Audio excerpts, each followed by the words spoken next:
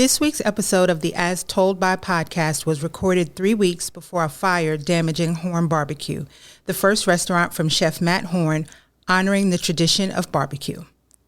We reached out to the team at Horn and agreed to release the episode as planned and hope that in listening, we're reminded of what it takes to build something for the purpose of service. Businesses in Oakland, particularly restaurants, are being impacted like never before. And while we may not have immediate solutions for the broader issue of why this is happening, what we always own is the power of community. Whether it's supporting with our dollars, sharing a post, or in this case, creating space for storytelling, we each have an opportunity to use our respective platforms as a voice for good and to support those creating history and industry in the city of Oakland and beyond. The As Told By podcast sends our very best wishes to the entire team at Horn Barbecue as they enter this season of rebuilding, and we thank them for not giving up. Enjoy the episode.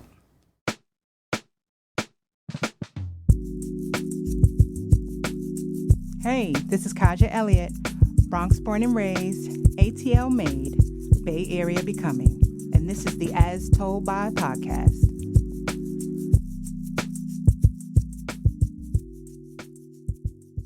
All right, we're back with a new episode this week of the As Told By podcast. This is Kahja Elliott, host of the As Told By podcast. So y'all know that I'm down for all things food, all things East Bay. And today I'm so happy and so honored that I get to sit down and talk with this person because they are really part of the foundation of what has been happening in Oakland in recent years around food and industry. So my guest for this week's episode is a leading authority on barbecue and a rising star in the U.S. restaurant scene, drawing acclaim from barbecue aficionados and media across the nation with his own California style.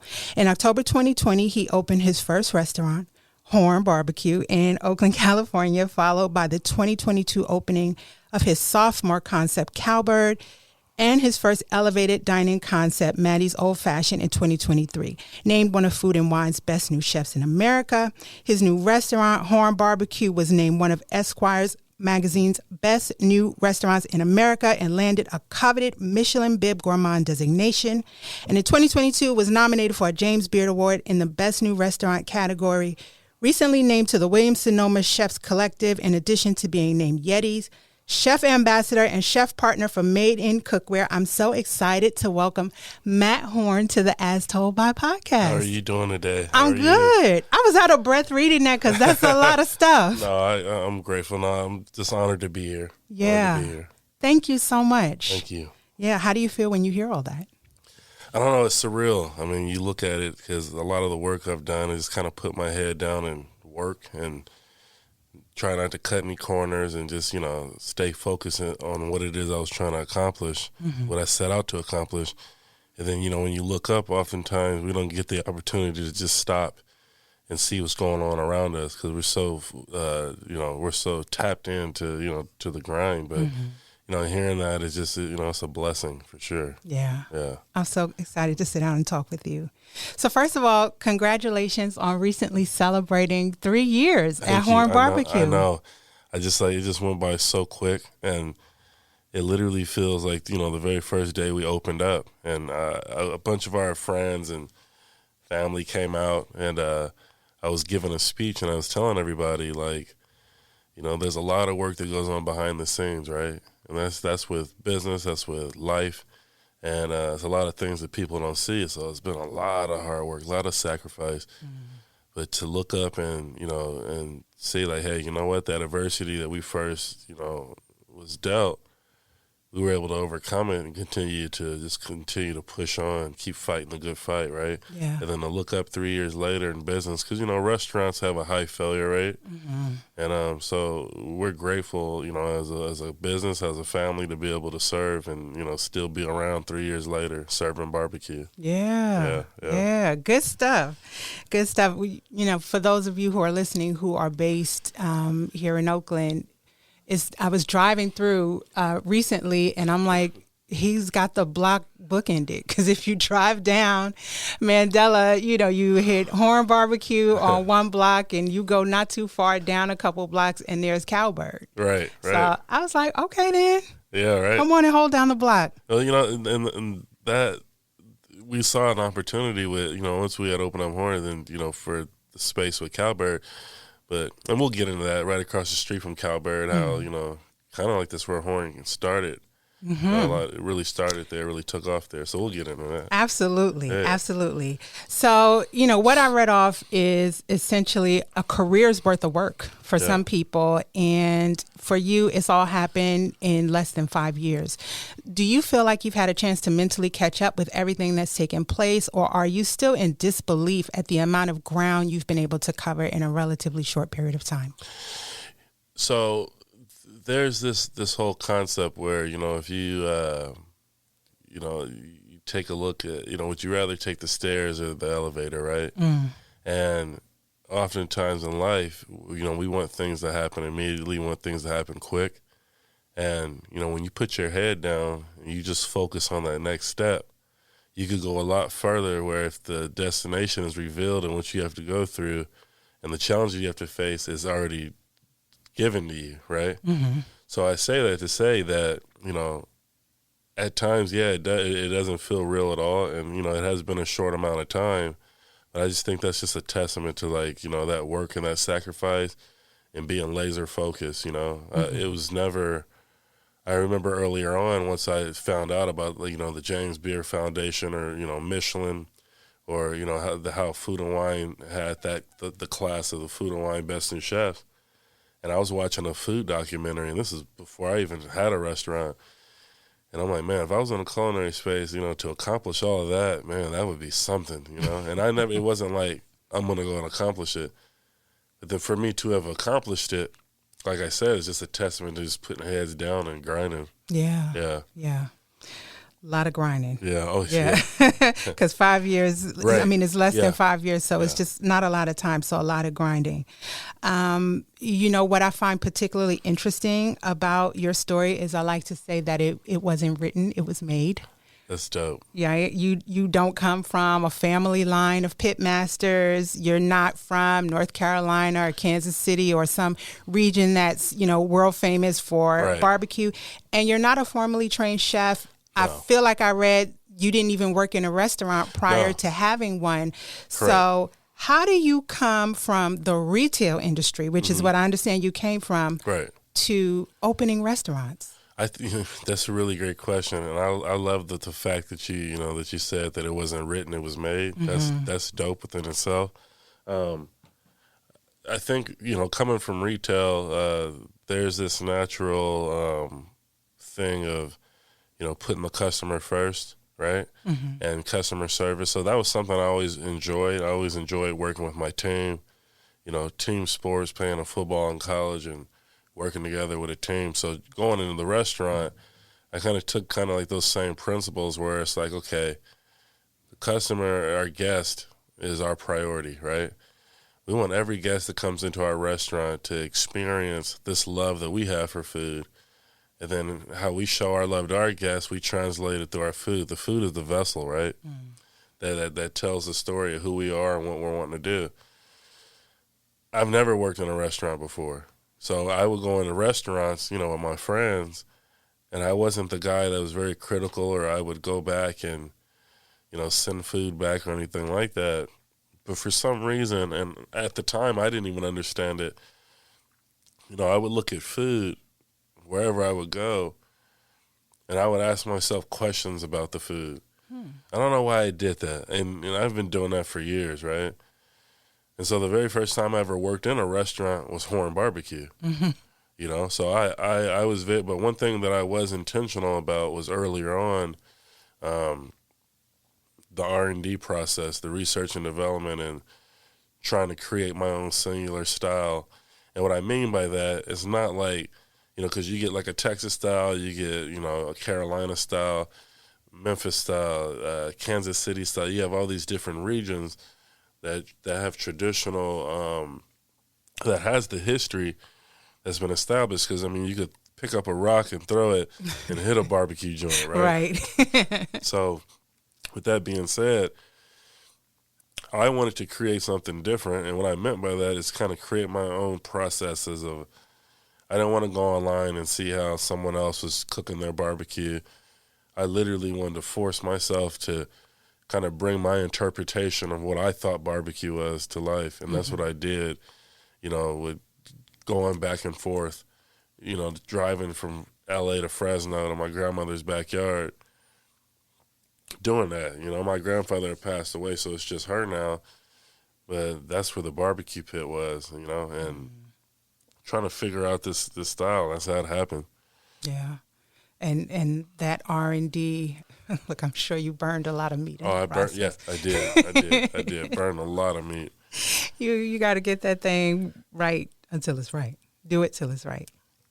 You mentioned it earlier, but one of my first experiences, I should say, with Horn Barbecue was early on in your pop-up days at the location that we now know and love as Black Girl Greenhouse. Yes. I remember standing out there for hours. We were out there, and that line went around the building, and then again at now it's I think it's something else now, but Hangar One Distillery out in Alameda, and it had grown just between those two pop-ups. It had grown so exponentially.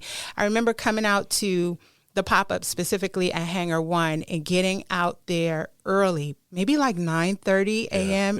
And it was almost like 100 people in line. Right. People were tailgating, and it immediately made me think of for the listeners, if y'all know Franklin's Barbecue in Austin, where part of the whole experience of coming out there is tailgating and the line, right? They have built that into the experience. Right.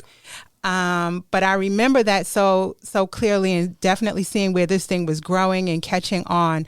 So as important as it is to focus on creating good food, there had to also be a real laser focus on locking in on the skill and honing it to create these concepts, one right behind the next. So talk about what your process was in that. No, absolutely. Really great question. I mean, there definitely was a laser focus because, I had to take my mind to a place where, I want to accomplish something great, right? And I want to be innovative. I want to do something different with barbecue. Everyone does barbecue. A great majority of everyone in the country has a barbecue pit or knows someone that has a barbecue pit in their backyard. And so what can I do to take what I'm doing and do it differently? But, staying up all night, that was something I was transparent about. And I'm like, I have to document this, put this on social media, because I believe transparency is key in terms of the brand, but then also the product that we're delivering. And, pulling an all-nighter, and when you start getting around maybe 3, 4 o'clock, that's when you start to question your sanity, you start questioning yourself. It's a weird thing that our mind does, right, around those hours. And then you're just staring at the fire. But in my mind, it wasn't like, okay, I want to hurry up and get this food cooked. It was just more so like, hey, I need to make sure I'm pouring as much love as possible into it. Because once we get over to where we're going, whether it be Hangar One or going over to the location on Center Street, our guests are going to be there waiting, and they're going to be expecting, great barbecue. But then if they're willing to show up and camp out and come early and stand in line, which I'm grateful that you did, we owe them excellence. We owe them to, the best that we can give. And that was one of those things where I just really dialed in, and tunnel vision kicked in, and then I started to kind of zen out on these cooks. And right, one after another one, okay, got to start planning the next pop-up. Okay, when's the next one? And then there would be times where there would be like a small group that was, hey, guys, we just sold out. Because at the time, there was a lot of people that would be understanding. Then there would be people that, be a little frustrated. And I understand why they were frustrated. I mean, they traveled from, God knows where, comes in, and then I run out of the product, and they've been standing in line, and I can understand it. You ain't got no brisket. Right, exactly. So I would get a lot of that. But the thing about it is, I was only cooking on a 500-gallon. I was only cooking on Lucille. So it was just me and Lucille. I mean, if I had like maybe a double 500, I would have maybe been able to increase my capacity. But just cooking on that 500, I'm telling you, I worked wonders cooking all that meat on that one pit. And, and I look back on those days, and it feels like yesterday, but man, those days were wild. Listen. Wild. And then going into about Horns open, then going to year 2, then now, okay, let's start opening other concepts. And there was an explanation for that because I got questioned by a lot of people about that. Really? Oh, yeah. Oh, yeah. How do you mean? Well, you know what? I think that any time in entrepreneurship, when you first start out, you're going to have people that, of course, that are supportive. They get it. But then, of course, you'll always have critics and people that are not supportive of you, and there's a reason for that as well. Mm-hmm. But you'll have a group that will question, like, well, why? Why are you opening up another restaurant? I remember I had a chef ask me, you're great at what you do at barbecue. Why are you opening a chicken restaurant? Okay. And then, then I've had someone ask before, like, well, why burgers, Well, the thing about it is once I made it up in my mind with Horn, with, hey, we're creating a brand, right? Mm-hmm. So we're creating this brand, and we want to take this brand across the country, and we want to do really great things with it. My initial thinking for Horn was never just to be one restaurant. My focus is live fire cooking, barbecue, right? But then again, where we are right now today is running a hospitality company. Mm-hmm.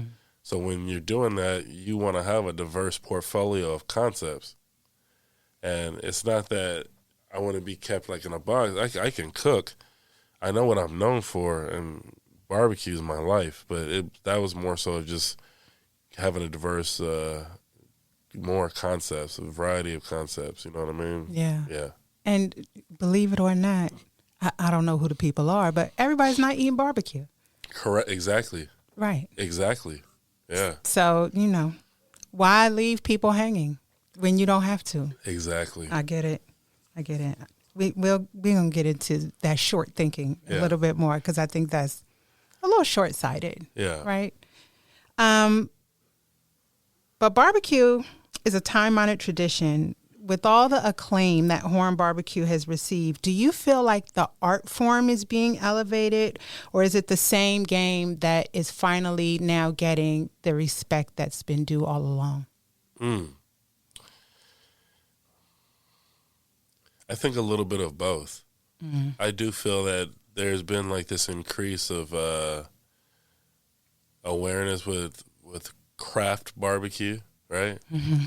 And define that for me. And so, literally, I mean, you have companies that where you'll see large chains of barbecue restaurants, and they this kind of commercial barbecue or whatnot. But there's this whole term of craft barbecue, and I think that this whole awareness with craft barbecue and everybody's attention to it, and and like say Franklin Barbecue and a lot of other Texas barbecue, like Aaron's a really good friend. And I love what they've done or whatnot. There's a lot of people that did not have that term of craft barbecue that were already doing that years before. Got it. Now, were people lining up for it? Yeah, maybe. Yeah, maybe they weren't lining up for it. Did we see it on social media? Mm-hmm. No. Mm-mm. Because at the end of the day, these processes, and which are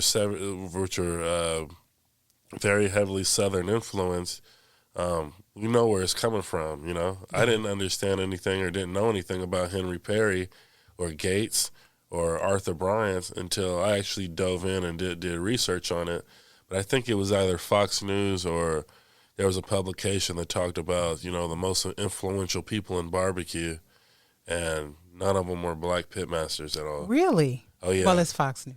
Yeah, but really, yeah, it was very interesting, and and I have a lot of friends that do barbecue. They do great stuff, and you could tell their heart and passion is in it. But then I've met a bunch of different people whose stories have not been told. Side of the road people. Exactly. Mm-hmm. That's creating a superior product. Yes. With nothing, Mm-hmm. It's kind of like taking taking a little bit and making, doing great things with it, So I do feel that there's like an increased awareness with that. But then also on the flip side, I feel like what they're doing is now paying attention to something that people have already been doing for years, before I even stepped in. Yeah. And there's so many reflections of it in regions, but in communities, Right. globally speaking. I think it was either earlier this year or last year, you had Roger Mookin come over to Horn for an event, but I've loved for years watching him on Man Fire Food. If y'all check that out on Cooking Channel. Yeah. What I love about that show is he's in all these different regions, and so you get to see aspects of barbecue from he is the church picnic all the way down to very globally influenced styles and practices. I love that. Roger's a really great fan. Shout out to Roger. It's funny when I look back before I even started. Maybe around the time in the beginning when I started to just like really hone in on like, okay, barbecue's what I'm gonna be doing. I'm really excited about it, and I would go watch Roger's show. I just wanted to consume myself with as much like barbecue content as possible, and I'm just like, oh man, I'm gonna watch this show, and I just enjoy seeing this brother going around doing his thing. Really great personality, big personality, very loving, and never would have imagined I'd be on that show. Look at that. Never would have imagined it. I mean, it's just funny the way things work out, life, and the journey we start and where we end up. And, that Man Fire Food is awesome. And just to see him in that capacity as well on TV is important. Yeah, the representation. Absolutely. Yeah, because there's lots of people to watch. I'm also a really big fan. I watch a lot of PBS. Yeah. So I'm a really big fan of Stephen Reichlin, Project Smoke. Yeah, Stephen Reichlin, I think he gets Stephen's into the awesome. technicality of the equipment. I'm probably not going to own a Traeger. I don't have that kind of space at home. But I love that you can watch from the technical aspect, and then like with something like Man Fire Food, you're watching from the heart aspect. Right. Yeah. Covering both aspects. So let's switch a bit. Let's pivot. With everything you've accomplished, praise was really swift to come. And of course, that came with criticism as well. My personal opinion, I think a lot of people in their quest to keep it real, they played a short game. Right? They played a short game. And as a person who creates food content, I don't know what there is for people to gain in alienating one of the most visible, successful restaurateurs in the region.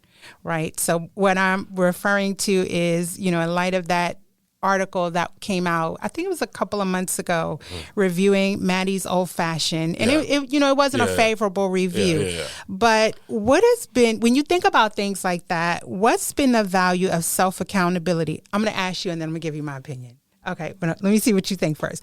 What's been the value of self-accountability around people's experience of what you've created? Is there receptivity to hearing when someone hasn't had a good experience of your food? And if so, as an owner, what is the way to receive that feedback in a way where it centers improvement versus sensationalism?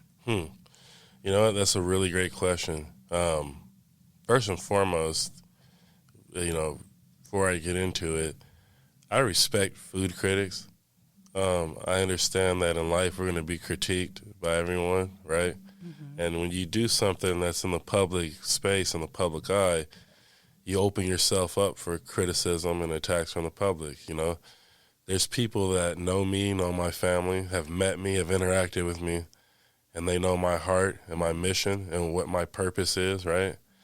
And then you'll have people who will read an article, see an image of me in an article, and kind of make up a decision whether they like me or they don't. I've been getting messages for years from people that, hey, your barbecue's not good, you're not a real chef, racist remarks, whatever, just crazy stuff from people. And pretty much that's a reflection of, society. It's just, you open yourself for that when you're a public figure. Caesar, with that article, I appreciate, I get it, that's his job. And, when they write these articles or these hit pieces and they do stuff that's sensational, that plays into that sensationalism, and when you do things that's clickbait and not true, that's one thing that, I can't rock with. But then when it's just blatant attacks on something that you're trying to grow, you got to understand, we just opened the restaurant, right? So for the first couple of weeks, the hot dog was $19. The reason why the hot dog was $19 is we were making the hot dog from scratch. We're making the aioli from scratch. We're getting the buns custom made. We're using farmers market vegetables. We're making our own ketchup and mustard. We're doing all this different stuff. And me, with everything that I've accomplished, I feel like I have the right to price my food according. And then a lot of people don't consider food costs and the cost, for us to be able to go out and get the different products. I mean, there's a lot of volatility within the restaurant industry, and there's a lot of fluctuations with pricing that a lot of our guests are and not aware of. Some people don't care at all. I've been hearing it for years about, your barbecue's too expensive, or your barbecue's gentrified, that sort of thing. And there's this whole perception that I've been battling with is exactly that, is literally fighting and battling this whole perception and stereotype of what barbecue is. And the whole, what the perceived value is, okay, hey, you know what, barbecue is supposed to be a cheap thing. It's a backyard, cheap thing. Who are you to charge more? And there's people that understand where in order for us to produce the barbecue that we produce, there's a measure of sacrifice. Well, what is that sacrifice? Well, we're cooking it for a minimum 14 hours. For somebody to stand around a fire that long every single day, cooking the same exact thing, right? Because we're not reheating or anything. Everything is being made fresh every single day. The links are being made fresh. The chicken is being brined. The link is a 3-day process just to prepare it. And so you got all this different stuff that go on. But, when the criticism comes, and I appreciate, the early recognition, with Horn and everything like that. I'm a straight arrow, and I don't cut corners. And when I dial down and get focused on something, that's what I do. But, everybody's not going to like what you do, like I said, and I understand that. And I was taught earlier on that, the true measure of who we are as men and women is how we respond to criticism and adversity. Yeah. I could let that, these articles define me, but it was a situation where, in this last, and plus there was a lot of frustration built up on what we deal with every day, just operating a business. Being a small business owner, operating a restaurant here, right, in the Bay Area, and the challenges with that, there's a lot of people that don't feel safe even coming to dine anymore. Right. So then how do we navigate that? So we're trying to navigate a bunch of different things. And then on top of that, to get criticism for, the art that I put up on my walls in my restaurant in which I paid for. These are images that I enjoy. I have a home studio with about 40 or 50 black and white images, and I just really love that old classic time period. And that's that, so when you talk about mobsters and masculinity, I don't understand why masculinity was brought up when I have a quote from a beautiful black woman on the brick wall, "Stay old fashioned with me," which is Ella Fitzgerald. So it's like what I do is I pay tribute to my culture, and I know that as I continue to grow and as I continue to live this life, there's going to be criticism, and people they have you under a microscope, and they're waiting for you to slip up and fall and fail and that sort of thing. And it's like, it's not the first time I've dealt with that type of adversity. I walk by faith, in everything that I do. So like I said, I have that tunnel vision. I walk by faith, not by sight, and I keep moving forward. Yeah. You said a lot. I remember reading that article, and it felt like two things. It felt like a hit piece to me. Now, I don't know this gentleman. I don't work for the media. I'm not a journalist. I'm a person with a podcast, but with that, I get a perspective. So it did feel like a hit piece to me. As I was reading it, I was almost asking myself, what is this? Because I don't feel like I'm reading about the food. It feels like more of a taking to task of the person, right? And I know, like you said, you get a lot of that, right? Yeah. I think it's short-sighted, as you stated. Just individuals, we go to the store. It wasn't too long ago. The price of eggs was skyrocketing, the price of meat. So to think that you would come into a dining experience and not see some evidence of that when you dine out, crazy, number one. Like you said, these are products you're making where people have to be there for hours at a time, sometimes overnight. You're working on the weekend. We all, including the people who work for you, live in the Bay Area. We all know what the cost of that looks like, right? So it's not like you could come in here and pay people $10 an hour.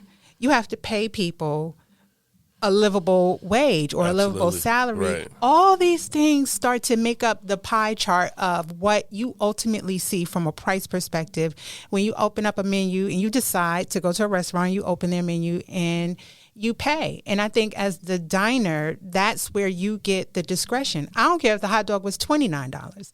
If you don't want to eat there or if $29 is beyond you, then you don't go. But you don't go buy it and then get in the press and pop off. Well, see, and so it's that point right there, and you had just said something where you were like, okay, what was the purpose of this article? And that's why when I responded, with local media, and anybody, you have to ask yourself this: if you are, and I said that operating a business in Oakland is like stepping into an arena every day. Welcome to the Terror Dome. Right. Exactly. Right.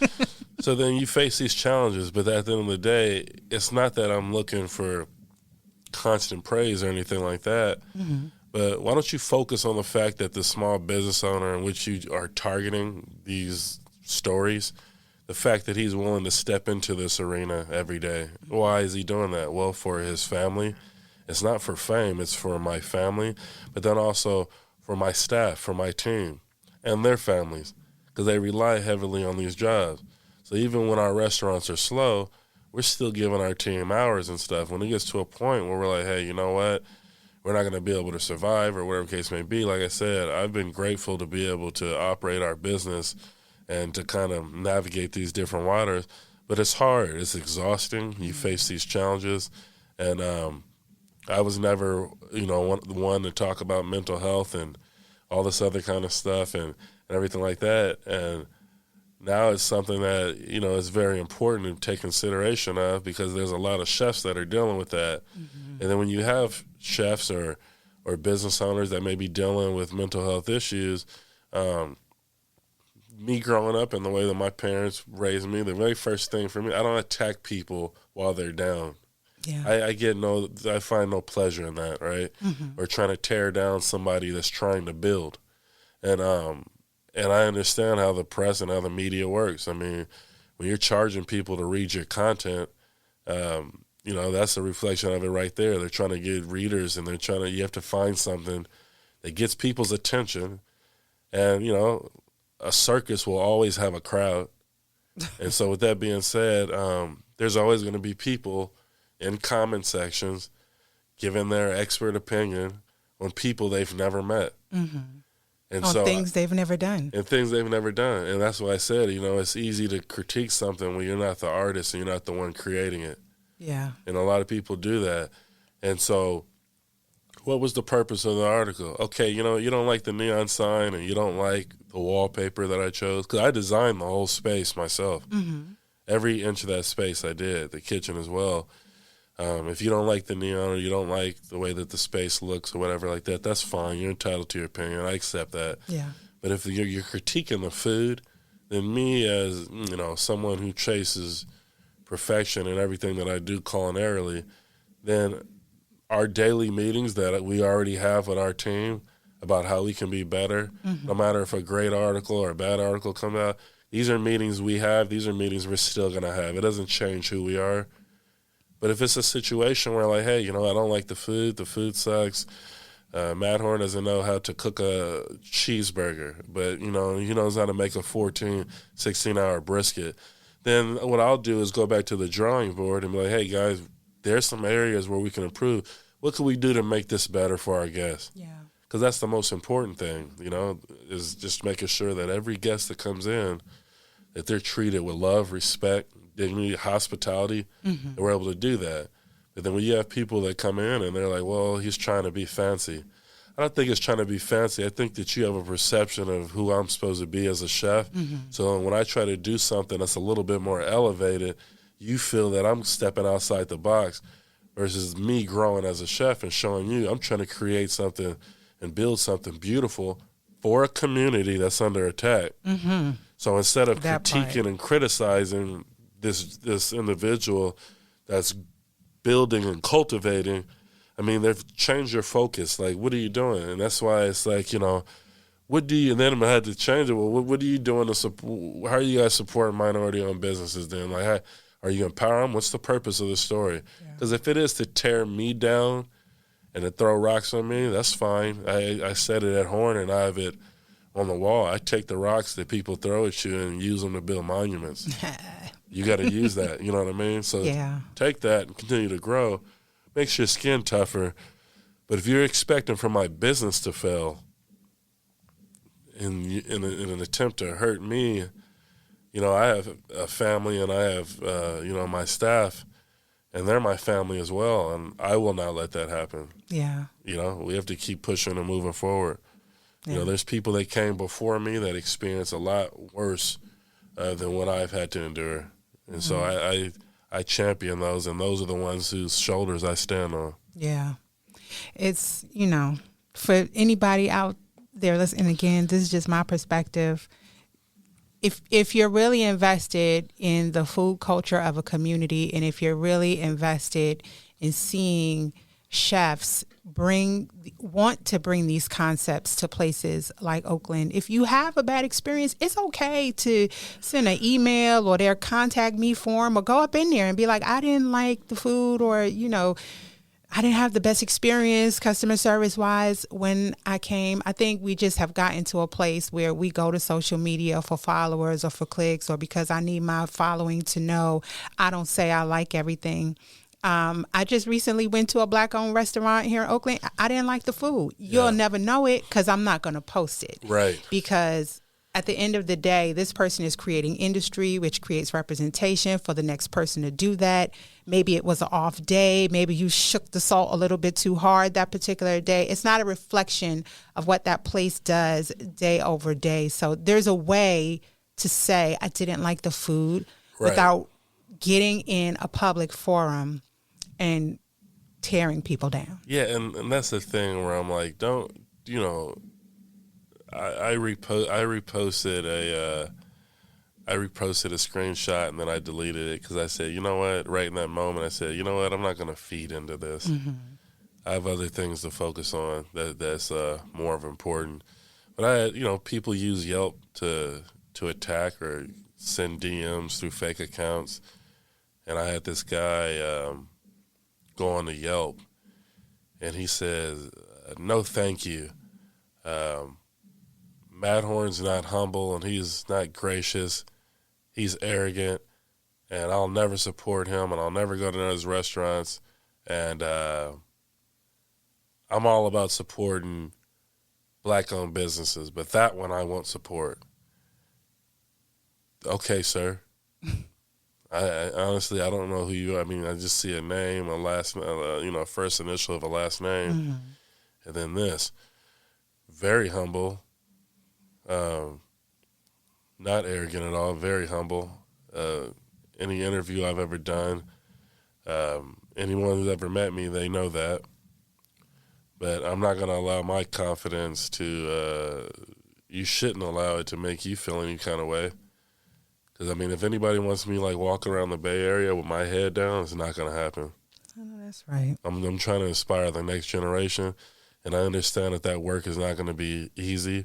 So when I see young brothers and sisters, young boys and girls that want to go into the culinary space, and they look at me and they're, hey, he didn't go to culinary school, and he was able to accomplish this and be able to create something, to build something, to impact his community and to be able to serve. Everything I do is operated off of stewardship. A lot of people may know that. A lot of people don't. That's why you shouldn't just listen to one side of a story.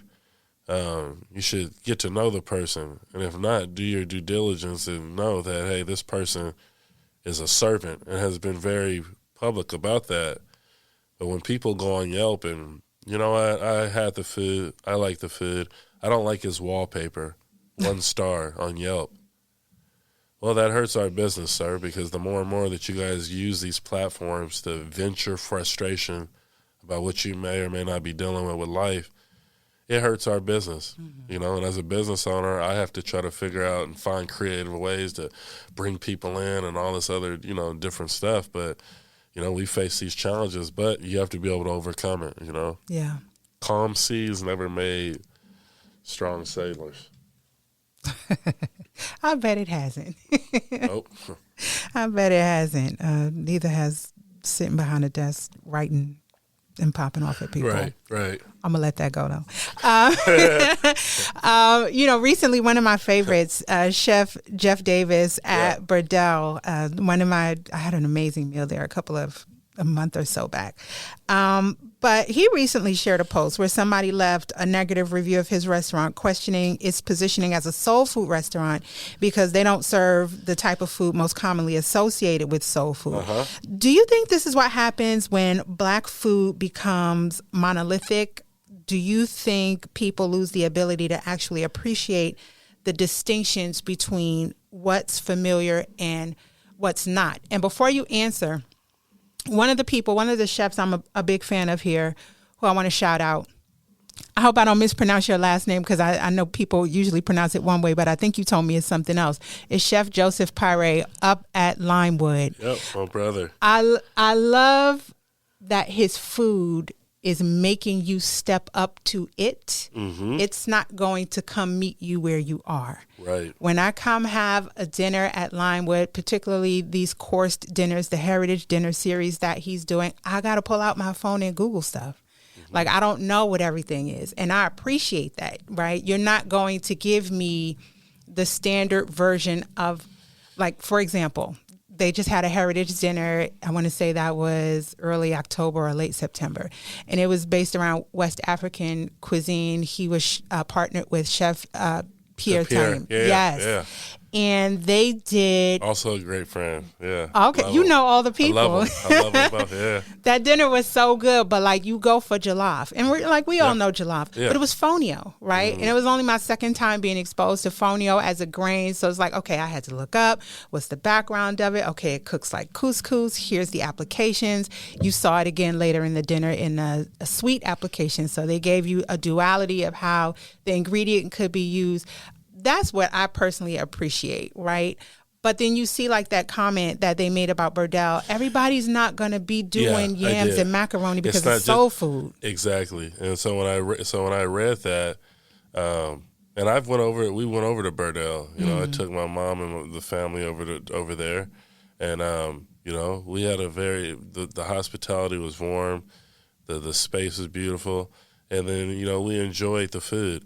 And I reached out to him and I told him, I said, hey, you know, congratulations, from one brother to another, right? One chef to another. Congratulations, man. Because it's not easy getting to this point of ownership, but then also having your own restaurant. Then you have a staff and you have a responsibility there.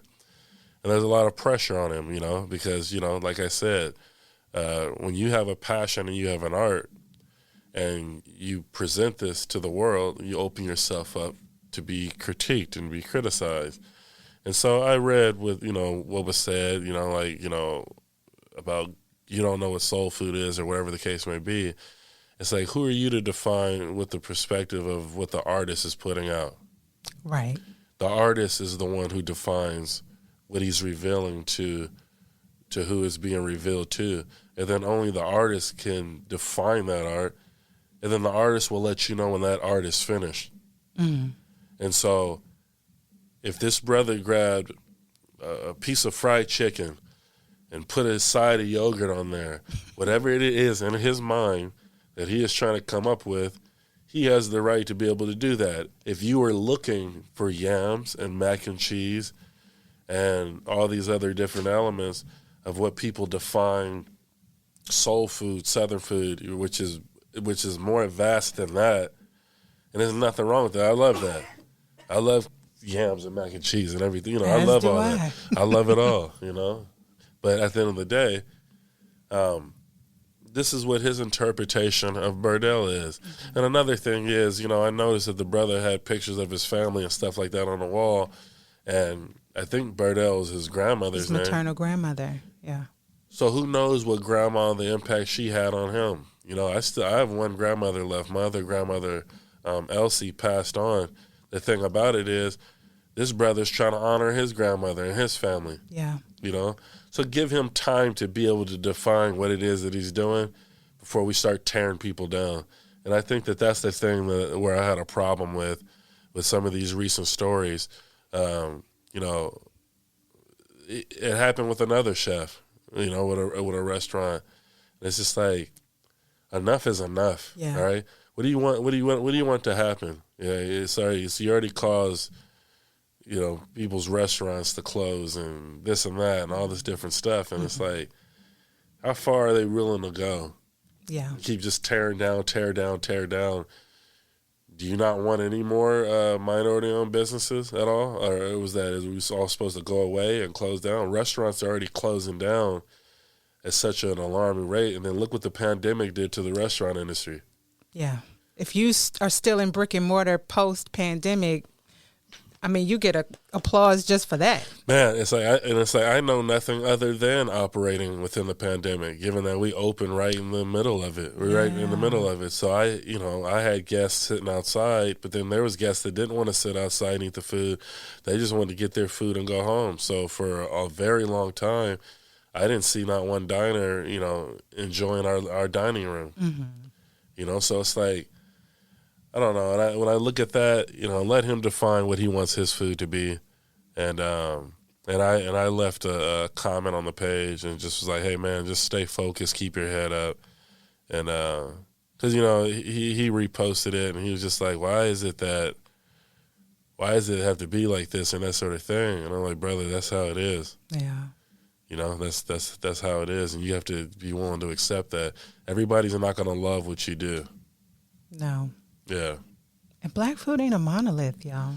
Yeah. Let people live and try something else. Be open. You have to be open to a different experience. The black male chef is practically the new rapper. Now, when it comes, me and my friends, we say that to each other all the time. When you look at the level of celebrity and branding and access that's now attached to an occupation that at one time was viewed with a lot less prestige. Right. What do you think contributed to that shift? I think maybe like a lot of the shows on TV, like the cooking shows, chefs going and then you see like this figure and then you see this person online and you read about him or whatever the case may be, and then you go into the restaurant, you're like, oh my God, it's like there he is or there she is. Like, I've had moments where I've met chefs where I'm like, wow, and what was the thing about it? Maybe you're hearing their name, you're seeing them and what sort of thing. But I have noticed that with, this whole thing where you have like chefs are the new rapper. And I like that. That's cool. That's true. I don't know. I think it's definitely has changed, I mean, even like with barbecue, with the whole pitmaster thing, the whole perception of that was, jeans, a flannel shirt, or a dirty apron with barbecue sauce on it, wherever the case may be. Mm-hmm. And I was just like, you know what, I'm building a brand. Like, no, I'm wearing all black. Everything is on point. Everything is pristine. That's how we're going to look. And caring about the branding and stuff. So, I don't know. I think there's definitely been a change in, with chefs and how they perceive. The shift. Yeah. I see y'all out there. Definitely a shift, yeah. People only see a very limited view, ultimately, of entrepreneurship. You talked a bit about this, but how has sacrifice and adversity shown up in the process of becoming what is probably one of the most quickly growing restaurateurs in Oakland in the last few years? Wow. I mean, I think it shows up, I think, every single day there's like a measure of sacrifice, right? It's kind of like the faith we relied on yesterday, we can't rely on that tomorrow. There's a new measure of faith, right? Mm. So every new day there's a new measure of a sacrifice that we going out and then operating the business. But then, the challenges that we face. And then when we face those challenges, knowing that they may come. And then once it happens, how do we respond to it? And then, I made a post not too long ago, and I just put perfect composure in the midst of adversity. And so we take that and we use that as fuel as we move forward. Because when you don't see that light at the end of the tunnel, all you have is faith to rely on. That's the one thing we're always looking at. We have this tunnel vision, and we're able to block out these things that are around us that may affect us. But once that light is out at the end of the tunnel and your eyes is closed, you continue to move forward. You got to continue to close your eyes, walk by faith, and continue to go towards that purpose that's already there, is waiting for you. Yeah. And that's something I do every single day, because our environment forces us to have to do that and to have to be able to endure. Because otherwise, like most people would pack up, leave. Or, and I'm not saying that it's a bad thing. A lot of businesses are being forced to close. A lot of restaurants are being forced to close. And I look like if I went through what I went through just to get the restaurant open, and then having to deal with that in your mind and spirit about the pandemic, and seeing people closing around you, I'm just like, no, I have to persevere. Yeah. The reason being, because there may be just that one business owner, that one young kid, or that one young girl that want to give up, right? They said he didn't in the midst of adversity. So I think I'm going to keep on going. Yeah. And you don't know who's in your kitchen. You don't know who got next that's working in your kitchen today. Exactly. Yeah. Exactly. Yeah. Good for you.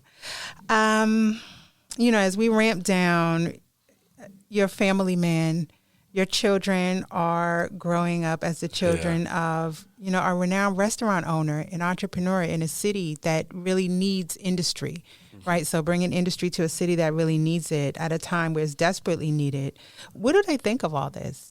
Are they aware of, the horn effect of it all, or are you just dad? You know what? I think, to my daughter, I'm just dad. But Matty is starting to kind of, see and ask questions and stuff, and he's starting to get to that age. I mean, his birthday is December 4th, and he'll be 8. Nice. But this kid, Hove's birthday. Okay, little Matty. You know what I mean? And so they ask questions, and and I take them to the restaurants with me. But it's not like, hey, look at the restaurant. This is my restaurant. This is what we do. I'm a boss. No, it's like, hey, grab that pan for me real quick, and we're going to wash this out. Hey, help me out with this. Matt, grab that piece of wood. Take that over there. Here, hand him the shovel, Matt, and so you can get their hands in there and everything. Because that's a form of ownership as well. And all of our staff, I say that all the time, with our team. They're like, hey, you guys need to take ownership in the brand and what we're doing or whatnot. Yeah. But I need to be able to translate that into laying that foundation with my children so that they can understand, like, hey, there was a lot of work that was put into this. So it's not one of those situations where as they get older, it's just like, oh, yeah, dad has a bunch of restaurants, whatever the case may be. They're like, no, I saw my dad there working. I saw him there by that fire. I've stood by that hot fire. I've seen him greet guests. I've seen him show love and go above and beyond and do things that'll never be, publicized to help his team and to help other people. And it's important for them to see that. Yeah. Very much so. I'm sure as they get older, they'll look back on this. Yeah. Maybe they'll be doing it. Right. Maybe one day. Maybe they'll be in there. Right. For people looking at you and looking at what you've built and drawing their own conclusions about what all this is, what do you want them to know? That it's purpose-driven, and we don't do anything just to throw it on the wall to see if it sticks. We're intentional about what we want to do, and we walk by faith. We're a loving, family-owned business. we're grateful to serve our community despite whatever challenges that the community may be facing, because that's a part of service. I think a lot of people talk about where they serve, and then we often forget to realize the act of serving could be exhausting at times. It can be challenging. Yeah. But to get up and do it again and do it again, it's just like, we're building something great. We want to impact hospitality, and we come from the spirit of Greenwood and Tulsa out there. You know what I mean? So we have a purpose to build, and that's what we're going to continue to do. You're doing it well. I'm great. Yeah, thank you. Doing it well. Well, this has been great. You're absolutely not going to get out of here without me asking you a couple of questions. Yeah. I title Ask a Pitmaster. All right. I bought a grill earlier this summer. What'd you buy? I don't know. I just got it off It's like a Weber. HomeDepot.com. Okay. It's a cast iron, barrel style. It just has one level. Okay, and it has offset. Have a little side box to it. No side box. Okay, just a straight up. Okay, just a straight up. That's still good. Barrel grill. Yeah. I'm still using Matchlight charcoal. No, hey, you know what? Okay, I got to start someplace. Right. Yeah. But I'm trying to learn, right? So, okay, ask a pitmaster. I feel like I know the answer to this first question. Parboiling, sense or nonsense? No, I can't do that. Smoking takes so long. Well, you know what? It does. Okay, so so smoking definitely does take long. Here's the thing: if you don't have the time, say, what do you like to cook? I did ribs the first time I did it. You like St. Louis cut, like spare. You did. It was spare ribs. You did spares. Yes. Okay. So here's the thing, right? So when you're trimming that, you could do a St. Louis on it, or even, you know what, depending on how many people you're feeding. If you just one of those days where you're like, man, I just really want some ribs, whatever the case may be, cut those ribs in half, cut down on that cooking time, run a higher temp, right? Okay. Run that higher temp, add that moisture in there. You want to help add something to kind of like offset a lot of that heat that's coming in. Okay. So you could do that. But here's the thing. I'm just going to be completely honest with you, all right? And I've never said this on an interview. There's been times where we didn't feel like going in the back, lighting up the grill and everything like that. What are we going to do? And we put those ribs in the oven. Hey. I'm telling you. That's how I grew up making it. We put them in the oven and sauce them and foil them and let that steam do its work, and the steam and everything like that. Do you have the smokiness on it? No, and there's ways you can impart smoke if you really just need it to have smoke. Yeah. If you just really just want some ribs, it's like the whole process with the ribs, holding the ribs, biting it, and you could do it that way as well. I think it's cool that you got a pit, though. I like that. I'll try. Yeah. I tried. I've done pizzas. There you go. Out there, I've done like sides in cast iron pans, like mac and cheese. So I like trying different things. Yeah. Let's see how it goes. I'm sure it's good too. Dry brine or wet? Dry. Why? I like dry. I mean, the wet brine, don't get it wrong. Like, we do that a lot too, the wet brine. I don't know, there's something about that dry brine, that really imparts that flavor into it. Okay. Yeah, I like the dry Y'all brine. heard it here. Favorite regional barbecue style?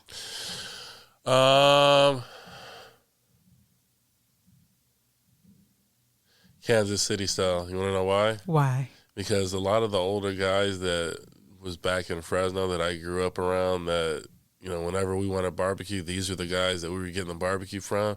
It was always that style. Got it. It was always that style. It was never, here, you guys can get some brisket. I wasn't introduced to brisket, and the very first time I was introduced to brisket was in 2014. Okay. Yeah, it was new to me. We grew up on tri-tip and everything like that. But then, my mother and father, they get hot links, and my mother is like a really great Southern cook, so she cooked a lot of the Southern sides that we do is inspired by her. So I'm just like, okay, I remember she used to make it this way. I'm gonna do it like this and that sort of thing. Yeah. But yeah, it would be like Kansas City style. But I love the thing about Texas that I love so much is that the focus on beef. Yes. It's just the focus on that focus on beef. I just did a whole hog on Saturday. And just that whole process, beautiful. But yeah. Okay. Yeah. I'm in North Carolina. Do you like the Carolina? I like the North Carolina style. The vinegar sauces. Oh, the vinegar sauces. Yes, Yeah. Love it. Okay, and last one. Clean your grates in between use, or let the mess burn off the next time you fire it up. You got to clean your grates. I'm gonna tell you why. So, and it's funny that you asked that, because we were celebrating our anniversary party at Horn. And I was going back and forth, and I went over and I was hanging out with Lucille for a little bit, and I'll just go and look at it, pop the lid. But I saw that the grates kind of had like a buildup, but then every day they do it. But once you get that seasoning on there, and you season your pit, once you start to deep clean it and everything, you'll still have everything that you want, on those grates. But I clean it off every cook. Yeah, the guys go through. They deep clean the grates. Yeah. I'm ashamed to say what I was doing. No. I saw online like you could crumple foil and go back and forth over the grates, and that'll kind of like break stuff up. No, it will. But I felt like I was ruining my cast iron seasoning. No, there's nothing wrong with that. Okay. I'll get like a wire brush. We'll take it out. I'll get like just like an old rag and hit it like that. But using a foil like that, go and clean out. And each cook is gonna season your grates. Okay. As you're doing that, I just go through, because doing a long cook, and then you kind of get like that build up, and then once you're done with that cook, then when you start another one, that build up that's there, it's going to be in there the same amount of time, and it's going to just continue to build up. So I just, just get it off. Okay. Yeah. I'm not doing as bad as I thought. No, you're doing a great job. Thank you. Well, thank you job. so much for coming up here. I'm so happy to have met you and to hear a bit about what has been an amazing story. I want to thank you for, of course, your time, but then this wonderful platform that you've created to be able to, to give me the opportunity to come up. It's been an honor to meet you, and you're wonderful. I hope that you just continue to, because you have a voice for, I can sit here all day. Thank you. Yeah, I would, but thank you. Thank you. I've been to Horn. No, I haven't been to the restaurant, but I had it during the pop-up, so I'm due for a trip to Horn. I've been to Kowbird. I got to get down to Matty's. I would love to have you as my guest. I would love to have you come in. Thank you so much. Yes, no problem. All right. Let people know where they can find, as if they don't know, but let people know, in case they don't, where they can find information about all that you do. So definitely hornbarbecue.com, or, I'm on social media, Matt Horn on Instagram, on the different social media accounts. But you know what? If you want to come see me, come into the restaurant. I make my rounds throughout the week. You catch me over at Matty's or Horn, or come over and get some chicken over at Kowbird. But, I'm around. All right. I'll make sure I post all the details for where the locations are, if you want to go check them out. If you want to keep up with me in between episodes, you can find me at either Kahja versus Kahja on Instagram. That's KAHJA_VS_KAHJA. Or if you want to keep up with my food content in the Bay Area, you can find me at Hey K in the Bay on Instagram. That has been this week's episode of the As Told by podcast. See y'all on the next one. Peace.